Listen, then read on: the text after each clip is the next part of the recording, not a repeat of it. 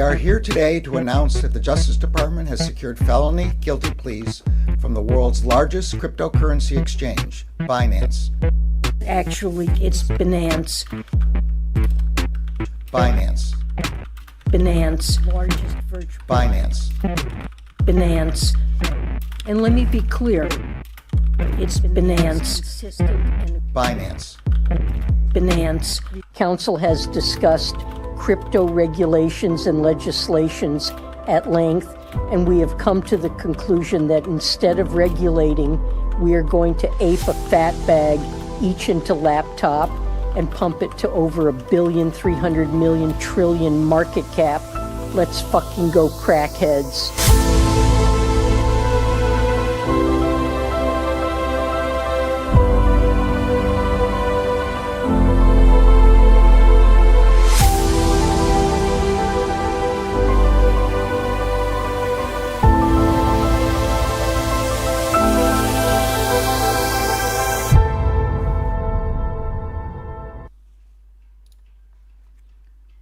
Good morning, everyone, and welcome back to another episode of the Crypto Morning Coffee. I got my cappuccino coffee locked and loaded, ready to go, because we have to talk about a potential altcoin recovery here, and that would be, of course, awesome, but there are also warning signs within Bitcoin where I hesitate a little bit, where I say maybe this is not the point yet where we have the recovery, so it's debatable. And then we are also going to talk about Ecomi and VeVe, because there are even more Ecomi VeVe news that we can talk about that we did not touch in the last two streams, although we did talk about so much already. So make sure to stay tuned all the way through.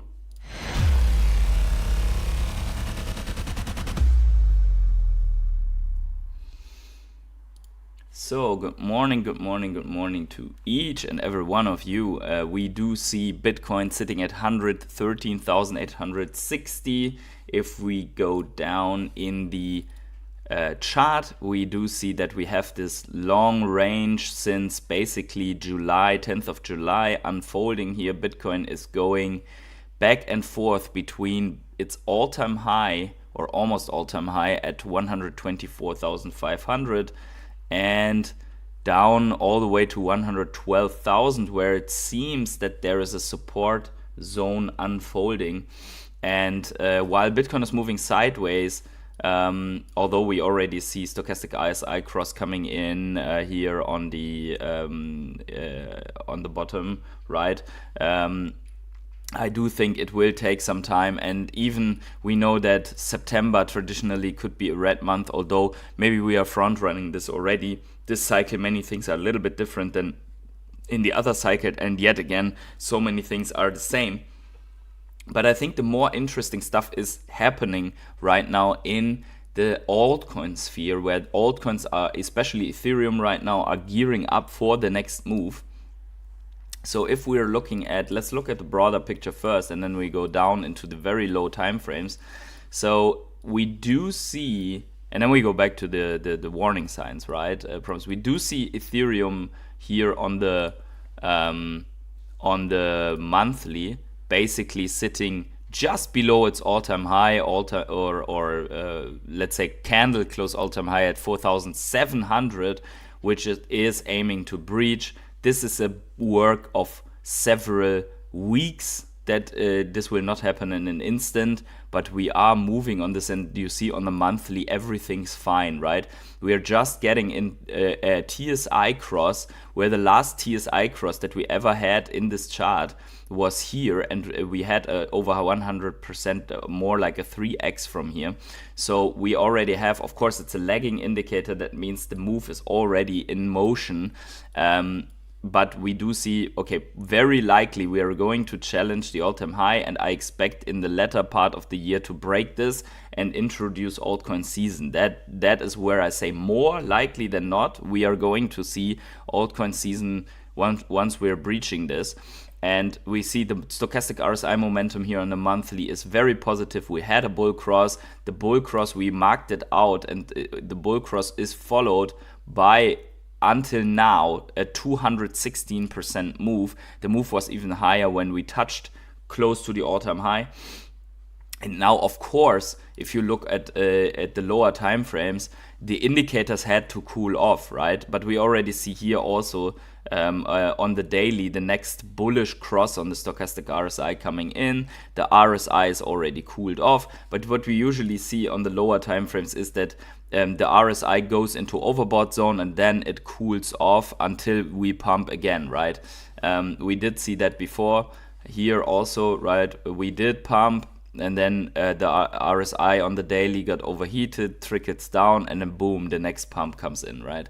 So we are now in this indicator cool off, and we have a nice pattern unfolding here. I rarely go to the 4 hour, but this one is really looking good. We do have somewhat of a falling channel bull flaggish style, where you could argue that this is the flagpole.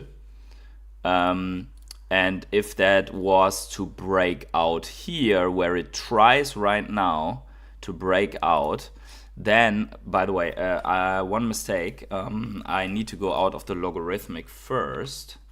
It's not that much difference, but it is a difference, so that is important. And there we go. So for Ethereum, that would be then let's say the more conservative target, 5,291 would be the breakout target of the 4-hourly bull flag here, that you can barely see on the daily already, but because it's then way smaller. But the long, or let's say the non-conservative target would be to measure this actually from here, right, all the way down here, the flag, and then this would bring us on potential breakout to 5,500 Ethereum target, right? So maybe we can label this also for us a little bit to keep track. So this would be the non-conservative target. There we go, the non-conservative target, and then we have another label on the conservative, which was 5,291.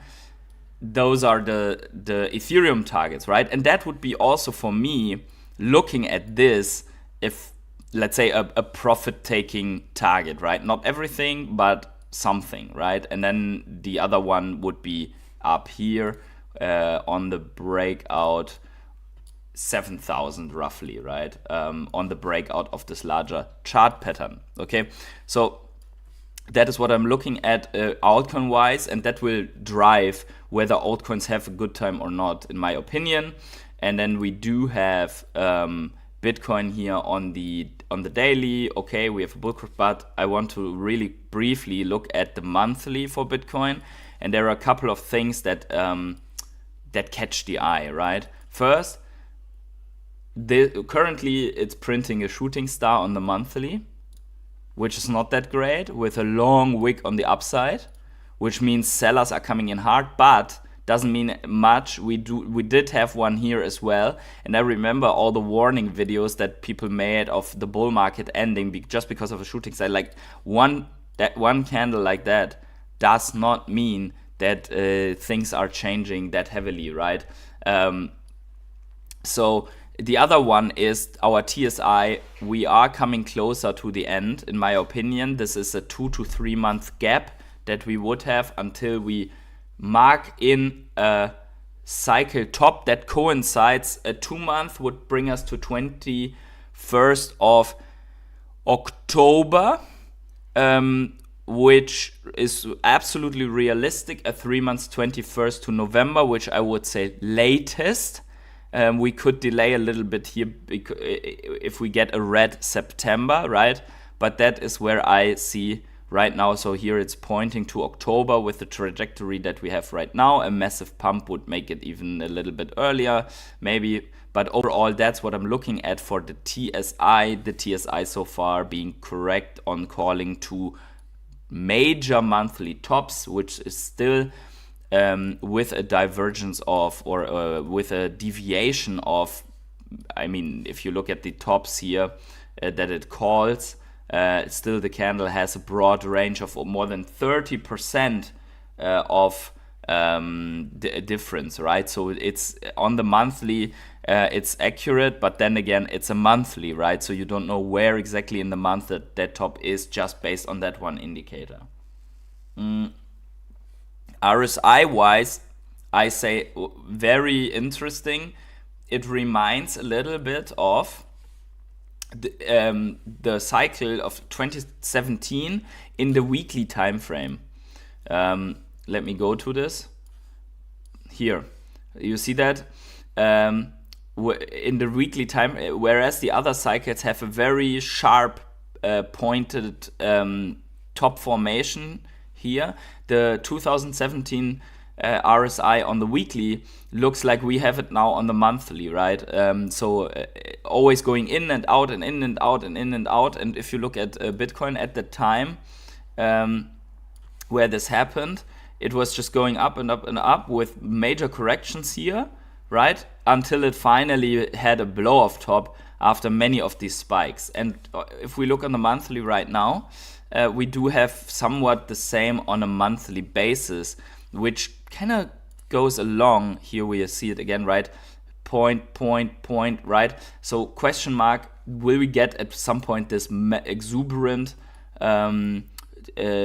peak on the RSI or not, right? So that we, I mean, somewhere we should go into that 80 territory, right? And then that would absolutely mark the top for me. There is one more warning sign in Bitcoin, and that is this: the stochastic RSI is inclining at the moment on this negative on the monthly, and that obviously poses the threat of a bear cross on the monthly stochastic RSI, which would be not really great. But if we continue to pump, then maybe we go just more upwards. But in the latest times when we had a cross, it could also go like this, right? So you cross and then you cross again and something like that, right? Doesn't mean that the momentum is over for good, but it would point. It's a lagging indicator, right? It would point out that we have a severe bump, but we also have time still to pump and even turn this candle into the green. 10 days left. Many things can happen in the next 10 days, but I'd expect this to be a weak month as well as the next month from that crypto perspective. So that all said, I think we can be bullish on Ethereum here. We have pointed out the targets. We do see Ethereum still staying strong against Bitcoin. It has lost a little bit on the weekly to Bitcoin, but not much. A couple of Satoshis. We do see it here. It is encountering some resistance and noisy area. Nothing to worry about, in my opinion. So we are good on that. And then if we look at the total too, I mean, the altcoin market, besides Bitcoin, is very close to forming this absolute beautiful chart pattern and to completing it, right? It's not a guarantee until it is completed, but the small rejection here plus maybe momentum coming in could do the trick already. If it's breaking out, it will be absolutely nuts. If we get rejected here and basically unconfirm this whole unfolding cup and handle pattern, that would be really bad, right? So we need to stay close, finger on the pulse of the market, and we need to really check whether this whole thing is going to play out or not. But it looks like more likely than not. We will get a Fed Chair Powell speech tomorrow, and that could bring some volatility, depending on if we are hawkish or bearish, or dovish, hawkish or dovish, sorry, that would bring it. We do get existing home sales today, it seems, and we should have had FOMC minutes yesterday, but no, I think it doesn't have data because in the minutes is only explanation. Yeah, so that could influence performance of the markets, right? So let's see what Powell's speech brings to us. And then after the Powell speech, we will be able to check. We are less than a month out to potential rate cut. And the chances for the potential rate cut have lowered a little bit. It's at 81.6% with an 18.4% now on no rate cut again. Tomorrow, I think this will adjust to its final value, because usually the market knows before whether there's a rate cut or not. Very rarely you have a 50-50 and then you get surprised. That would pose extreme volatility, but also financial houses, consulting houses, they are expecting 3 to 4 rate cuts this year, which means we need one right now, because then we have 1, 2, and actually we only have 3 rate cuts this year potential. So 4 rate cuts this year would mean that there's an emergency rate cut or a double rate cut, in the sense that you go down 50 basis points instead of 25. That could be also potential, right? But so far so good for the broader market view. Before we are looking at our altcoins, let's welcome the chat and welcome the rare hodlers here. So we do have some of the most trusted soldiers in the house. Trucking Hank is here. G-Money is here. Good morning to you guys. And Bodo is also here. Good morning. As well as Jasper. Good morning to you as well. Make sure to smash up the like button. We have 20 people here. Unless you're driving, then don't do anything. We also subscribe to the channel if you are new. Notifications on. We are looking almost daily at what is new, if I can. Very, very important. Also, it's crypto morning coffee, even though it's not morning for you, but the ones that are in the morning have a deep sip of coffee. And thank you to all the rare hodlers for being subscribed to the rare hodler tier and sponsoring this channel on a monthly basis. Nick Lilipska, also moin to you. And we you see the rare hodlers here. By the way, if you are not subscribed anymore or so, I will clean up this background on the end of this month. Then you will be removed if you are not subscribed anymore. New subscribers will be added to this screen on the end of the month. We do have now mints sub 60 left to grab, yeah. So 51 is the next, I think, and then so we are closing in to the second part of the sub 100 mints. They will become scarce quickly. Anyways, and no mint, even though if someone unsubscribes, can be given out again. Not possible. So you see there are also some numbers already missing. If that same person comes back, their mint stays active, okay? So if the number one guy, for example, that was subscribed over 1.5 years, if he comes back, he will be still the mint number one. That's it. That's the system for now, yeah. Let's see if it gets too many. I will have to see how I fit everyone on screen. But anyways, let's talk about altcoins. Let's talk about what is going on in the market today. We see, I don't know what's going on with OKB, but OKB is completely going nuts. And the other altcoins, they are having a nice, very small recovery. Don't get confused. 5% of the altcoins is only a fraction of what they've lost in the last week. You see it here. Except Chainlink, Mantle, and OKB, almost everything is red, right? XMR Monero has a little bit of a recovery. Maybe background for Monero. Monero went down quite significantly because there was talks about the 51% attack. and it was relatively unclear whether the network got attacked or not. We did talk yesterday in the stream, if you want to see it, also about the potential of a 51% attack on Bitcoin. So if you want to see that, then you have to watch yesterday's stream. But look at OKB.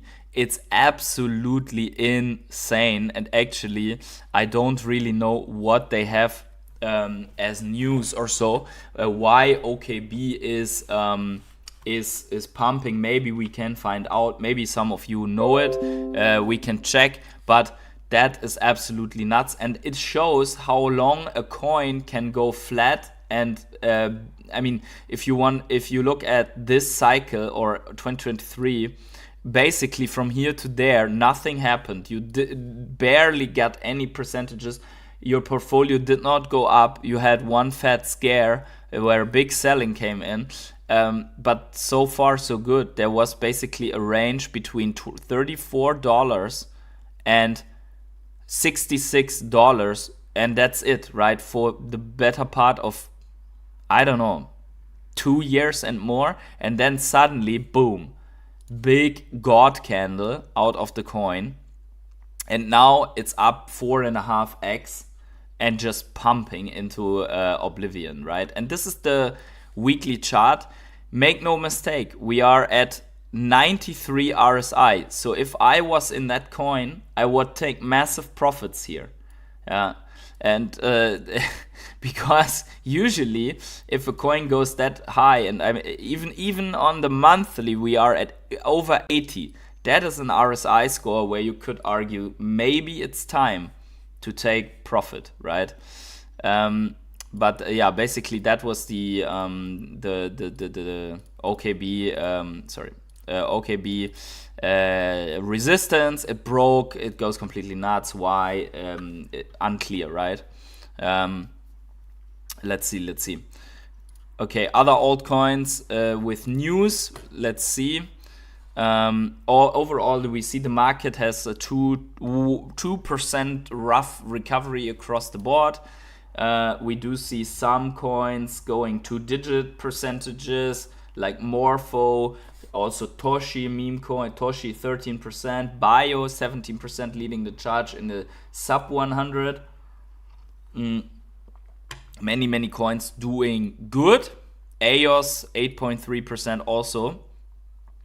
And then in the other ends we have Band. It is a Band protocol, man. It was supposed to be a big Chainlink competitor. It's still around as it seems, but it's down 25% this year. But Band protocol, nice recovery. VTHO 3% also good. Overall, many coins that I don't know anymore. Very, very hard to keep track of everything. But let's focus on some coins of our altcoin spotlight. So let's see how MCATE is doing. MetaCATE. I'm very excited about MetaCATE. Actually, that's the one that we want. So MetaCATE, it seems that we are trying to, let's see. It seems that we are perfectly retesting this channel that we broke out for quite some time. Hopefully we don't fall back into it. But here we see clearly retesting right now. We do expect MetaCATE to, if we look at the monthly, we do expect that to go really nuts. And you see it, right? It's like with OKB, you have this resistance range. You are trading in it for the better part, also 2023, right? You are always in this zone. This is a massive accumulation going on, in my opinion. And at some point, we will just pump out. The good thing with MCATE is we are at a relatively low market cap of 26.08 million. So going to 260 million 10x is absolutely, it's an easy possibility in my opinion. So I think MCATE could be one of the most wonderful picks in this cycle. Then we do have VeChain. Let's see. Also, so VeChain is sitting where it has been before, sitting on support, waiting for the big pump. For VeChain, I outlined why I'm bullish on VeChain. It has a large community, real life use cases. The community is growing even in the bear market, and in comparison to many other coins, it did not have any dilution during the bear market, and it does have so no coin dilution. For example, if you take Filecoin, right? Filecoin had coin dilution, or you take Cadena had coin dilution, right? So it did not have any of that, which makes it the fundamentals a little bit more attractive to me than on other coins. And yeah, it's just the same thing, big fat accumulation going on. In my opinion, we're observing the monthly stochastic RSI. If we are getting a bull cross here and then boom, right? It's time based on what Ethereum is doing. So VeChain, and we do have also for VeChain, we do have a revamped. Let me see if I can find it. VeChain. We do have a completely revamped roadmap. Renaissance. So let's see. What is that? The VeChain Foundation is pleased to announce we recently became clients of Franklin Templeton. By the way, this is also where VeVe is working with, right? Isn't that the collect? Or no, Franklin Templeton wasn't it, right? Or is it the one with the stamps? Isn't that Franklin Templeton as well? Like the platform with the stamps collecting? Anyways, you tell me, guys. And then somewhere I saw it, let's say VeChain roadmap. They revamped their staking. So, and that will bring them TVL, right? Oh, here, the VeChain Renaissance 2025 roadmap is here. Read our new blog post and learn how evolving greatness, blah, blah, blah, right? So we see here technical upgrades. Hayabusa VIPs, okay? Testnet for Hayabusa, whatever that is. New economic node tiers have been introduced already. New node infrastructure, new VTHO distribution model is going live exactly into where we expect the altcoin season. So this is basically where VeChain has the upgrade. Gives you NFT, what is it? VeChain VWorld app is insane and very practical for staking, says Sven. Gives you NFTs for staking, 250 euros staking 2 days gives you NFTs, okay? So basically, there are articles, right, about what's happening during 2025, right? Which we have these quarters.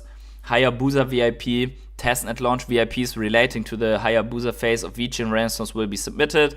A stage that introduces new tokenomics, staking opportunities, and improved VTHO consumption distribution model and consensus mechanism changes. Its goal is to greatly improve the economic attractiveness of the VeChain Thor, reward active participation, and further decentralize the blockchain. Right, so basically tackling all the criticism that VeChain has received over the past 2 to 3 years, which it's staking unattractive and VTH blah blah, right? All that stuff is going to be improved into the new altcoin season, which is why I am still bullish on VeChain, because I think that there will be the same like in last altcoin season.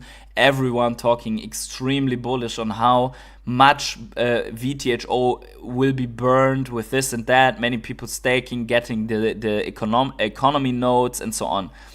Then the Hayabusa mainnet, the launch of Hayabusa delivers many fundamental changes to VeChain Thor, including a fundamentally revamped reward model to actively incentivize staking, building, and other forms of ecosystem activity. It also sees VTHO distributed in a more intelligent way with greatly reduced overall issuance.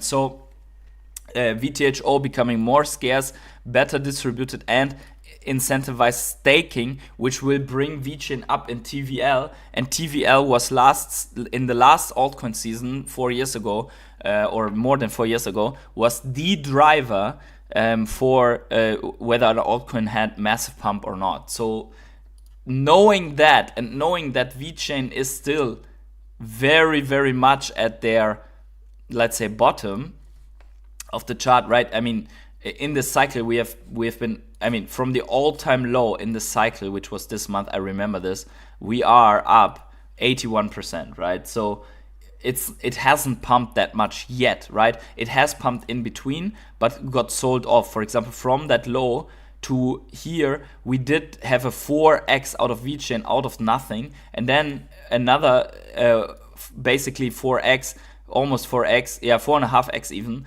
to 8 cents already happened mid cycle, right? Without any altcoin season, VeChain was able to go to 8 cents, right? It was a small altcoin pump where many altcoins did really, really nice multiples. VeChain did a 4.5x in basically 2 months, right? So that is something to keep in mind here for VeChain. Then we also have another coin that we are a little bit more bullish on, which is VeVe. And VeVe, wait a second, Gate.io chart, here we had something drawn in. VeVe seems to still be sitting also at its local support here on the cycle. At 45 cents, we did see all-time high is at $2. And then there is a $1.7 basically local high.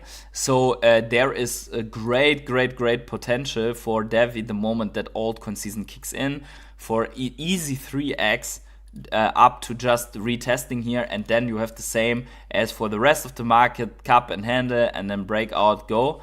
We will see if this plays out like this, but we're looking forward to some altcoins doing great. There will be other altcoins that die, even altcoins that I had on this channel, where I thought this could be a good play, like Chappies, for example, right? It's not dead, but it looks really dead, you know. Very little volume. It has been selling off quite some time now, maybe some bottoming formation, but some of these projects, they stopped working. You see it on Bumper. Bumper basically went to nothing, right? So this is the risk in the very low altcoin space. Many of these coins will die, right? It is what it is. And then we do have, what else did I have in the spotlight? I think we covered VeChain, we covered MCAT, we covered VeVe. Then let's go to Ecomi. And for Ecomi, we are still monitoring potential. I mean, we have a bull cross here, right? We have a bull cross on the stochastic RSI. We just have a long way to go to get into the blue zone. Basically, the rule for stochastic RSI is bull cross into blue zone is good, right? Bull cross and then staying where you are, and then there's bear crossing, not so good, right? So this bull cross, we will lock it in. Looks good on the monthly. We are absolutely oversold all the time on the RSI, right? Here, RSI, down here. The highest RSI in this chart is from February, where we had some kind of a pump here, right? So yeah, let's see. So there's a lot in motion for Ecomi. The latest news are very positive, as it seems. We do have some green on the weekly here going on, where you could say, okay, we don't really see a turnaround just yet. Let's see how it all develops. A waiting position, right? It doesn't mean we can't go to new lows over the next 2 months, but it is going to be interesting how quickly Ecomi will recover when the altcoin season kicks off. We do see volume coming in, right, since a longer time, where also these sharp dumps did not happen anymore, right? We do see volume increase on Ecomi. Now, let's talk about a couple of things. We do have this from Crypto Bro. interesting, stacker leaderboards, buy NFTs, burn OMI in the process, earn OMI as a reward. OMI prize pool, 100 million OMI, how to earn. So it's interesting. 100 million OMI prize pool. So apparently you can buy using OMI. And he says leaked OMI rewards for buying on Stacker. And then he comments on his post, they need to encourage or pay people to use it. Otherwise, nobody will be able to cash out of VeVe soon. And there is some truth to it, but also it's a little bit of a you don't say moment, because of course you need to incentivize people to use it so that there is use, right? I mean, what the heck? But you need to advertise, you need to show people how it's done, you need to, so that you get the traction on the token. And there is both sides, right? I mean, there's buying and there's selling. So technically, whales can use OMI relative to relatively cheap, sweep the VeVe floors if they want to get into VeVe collectibles, which will be put buying pressure on the token. And then people that want to sell to the whales, they will list and they will then sell the Ecomi token into the market, which will add selling pressure. So it works both ways, right? However, there's only going to be sell pressure. And this is something that people don't regard. People will be, there's going to be so much sell pressure, but no one will be able to sell their OMI because there's no liquidity. There's a side missing in their thinking, in their brain, right? Because if someone gets to the point where they have OMI to sell into the market, it requires someone else to have bought with OMI that collectible from these guys, right? So everyone who is managing to sell, and then having OMI in their wallet to sell based on a collectible, to then dump it into the market, needs a buyer first, right? And that buyer needs to have OMI to spend it on that collectible transaction, and a part of that gets burned, right?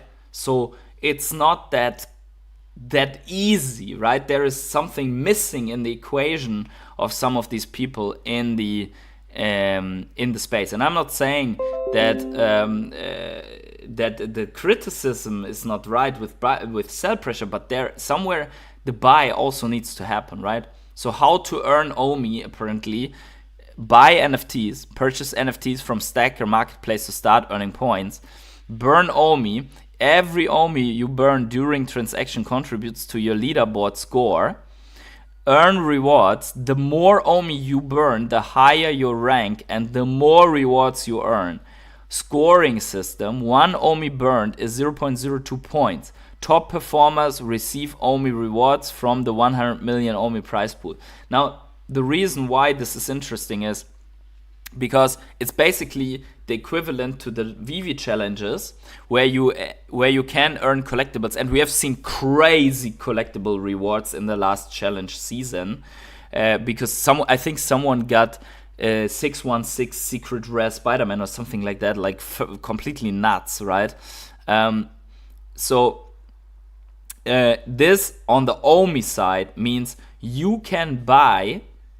So basically, if you're a whale and you sweep the floors on VeVe anyways, you basically burn, you get leaderboard, and you get more OMI as a reward, and then you can do it all over again, right? So whales can cycle through this thing and earn what they spend. Not what they spent, but a part. It's like a cashback on them sweeping the floors anyways, right? That is nuts, in my opinion. That's absolutely crazy, but it's also good news, in my opinion. So, yeah, and buying is already happening. We see here Meta John saying it's been a day. He bought 4 partner statues at the least for between 1,050 and 1,199. So, especially the 3, 4, 5, 6 consecutive mint, as well as a sub 1,000 mint. So it's not that no one is buying, right? People are bragging about it. They're buying. And I remember when people said, oh, partner status now sub 1,000, right? And it's going to drop and blah, blah, blah. Now it's already 20% above 1,000, right? So there are things happening here in the market. Also, Foster Hilt shows OMI to jam means burning OMI. That means happy clap, right? I don't know. But what I think, and this is something people did not get into their heads. If you can have OMI to jam, I don't know how it exactly works, but there must be a burn mechanic baked into this. Otherwise, Foster wouldn't post it. Let's see how exactly it's implemented. But I think there must be some kind of a fee that goes into burn wallet, right? And then it also, in any case, means that at some point there will be OMI burned, because the other way around, after you are done buying and trading, the other way around for everyone who sells and wants to cash out is definitely OMI burn, because you can only sell if there's an OMI buyer, and that OMI buyer needs to burn something on the fees, right? It's a guaranteed burn with a delay, maybe, right? But it's a guaranteed burn at some point, right? So let's see what's going on the VeVe market. We do see that the growth on users has gone a little bit lower. Here we see it, 800, from 826 to 832, 6 new users in a week or so, not that much. But before that, we had some nice steep increases. And we do see also some action on the market. Someone bought a Borg cube. People are minting comics. People are buying Journey into Mystery comic, right? This all a couple of minutes ago. Buying and actually a lot of comics, but also C3PO has been bought. The Ultimate Fallout rare, that is quite pricey. Grogu, posters. So there seems to be some wallets loading up on collectibles, buying different collectibles. We do see Obi-Wan, we do see Green Lantern has been bought, lenticular cards have been bought. So all across the board, like, people are buying collectibles. All these collectibles happened within the last hour. So I'm at 1 hour here ago. So all of these transactions happened then. So it's quite an active market, we have to say. Like, I mean, within an hour, there was at least, what was that, like 50 transactions or so, maybe? I mean, you see it here, yeah. So, yeah, it is interesting to see that there's constant, I mean, you have to see that happens 24 hours each day, some more, some less. So let's see, it will influence prices for sure. I'm curious how the price development looks once one or the other whale decides to go via crypto and they are marketing it. I am curious. So let's see. I think that if you are believing in that development, then it's time to get into position now, because once altcoins are booming, it will be an easy way for crypto whales to just swap a couple of thousand or a couple of tens of thousands of dollars into OMI and then buy some collectibles with it, right? So I think everything's gearing up right now to make that shift happen, where VeVe caters to Web3. Web3 has easy access, even non-KYC access to OMI transactions. So yeah, I think that is what's going on here. Now, guys, make sure to smash up the like button if you enjoy these morning streams. We had every day so far this week a morning stream. Smash up the like button, subscribe to the channel, notifications on, and let me also know if you watch this later in the comments below what you think about everything that we've talked about so far. I think we will have a great time the next months. Lots of speculation about interoperability. You're absolutely right, Jasper Frank. Some rockets, full send, Anita Cho. And guys, wherever you are on the world, have yourselves a great morning, evening, day, night, or afternoon. I catch you in the next live stream or video. Have a good one, and bye.